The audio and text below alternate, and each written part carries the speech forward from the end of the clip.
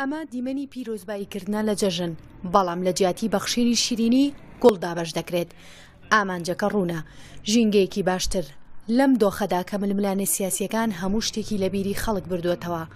هەر بۆیە ئەم گروپە لە زمانی گوڵەکانی دەستیانەوە سەردانی ماڵەکان دەکەن و داوا دەکەن ژینگە و سروشت وەک بەشێک لە جەستەی خۆیان سیر بکەن.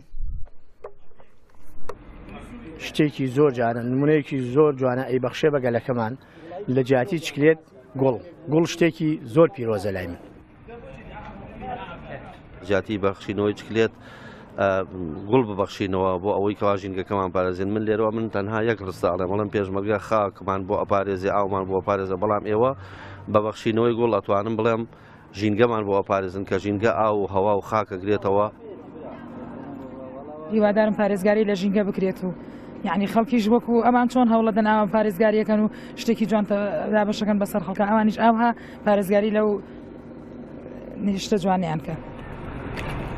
ئەم پرۆژەیە لەلایەن ڕێکخراوی سروشتی کوردستانەوە ئەنجامدرا. ئەوان لە داهاتوویەک دەترسن کە هەوای پاک و تەندروستی تێدا نەمێت، بۆیە سەدان گوڵ قەزای دەربەنیخانی ڕازاندەوە. بتوانین پەیامی ژینگە پارێزی، بتوانین پەیامی جەژنە پیرۆزە بگەێنین بە هاوڵاتیان و پەیامی خۆشویستنی گوڵ و سروشت بگەێنین بە هاوڵاتیان بۆ ئەوەی کە بتوانین لە ڕێگەی هاوڵاتیانەوە ڕوبەری سەوزایی بۆ خۆشویستنی گوڵ زیاتر بکەین. ئەمە تەنها بە سەنگاوێکی بچووکە و بە دڵنیاییەوە پاراستنی ژینگە، گەشەپێتانی ژینگە ئەرکی سەرشانی هەموو تاکێکی کووردە، بۆی ئێمە بە ئەرکی سەرشانی خۆمانی دەزانین و بە دڵنیاییشەوە دەبێت دەست لە ناودەستی یەک کار بکەین بۆی بتوانین پەیامی خۆشویستنی ژینگە و خۆشویستنی گوڵ و سروشت بڵاو بکەینەوە.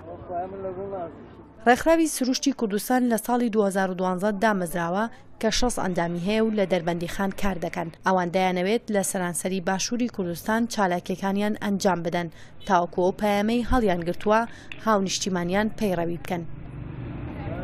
ڕەنگە ئەم گروپە بیانەوێت لە باتی پێدانی شیرینی نەریتی دابشکردنی گوڵ بێنەکایەوە، چونکە دەیانەوێت بە پێدانی گوڵە سروشتەکەی دەستیانەوە ئەو پەیامە بە خەڵک بگەێنن کە سروشتەکەی خۆیان خۆش بوێت.